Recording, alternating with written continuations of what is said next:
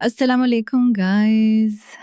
आज मैं और मेरी दो दोस्त घूमने के लिए जा रहे हैं। गाइस फाइनली हम गाड़ी में बैठ गए हैं, मैं और मेरी दोस्त बहुत खुश हैं।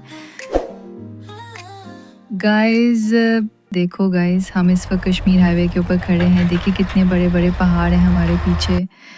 हमें बस व्लॉगिंग करने का बहुत शौक है गाइस। इस वक्त हम बहुत खूबसूरत नदी के किनारे बैठी हैं। मेरे दोस्त कह रही है कि मेरे मोबाइल से व्लॉगिंग करो।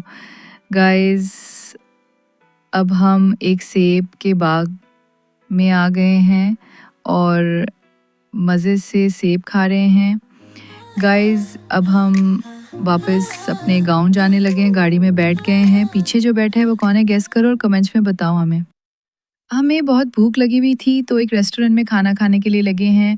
फाइनली गाइस आज का व्लॉग ख़त्म हुआ, हम अपने गांव में वापस आ गए हैं। पीछे भैंस है या गाय है, कमेंट्स में बताओ। मिलते हैं अगले व्लॉग में। हमारे चैनल को सब्सक्राइब करना, हमारे मज़े मज़े के व्लॉग से एंजॉय करें।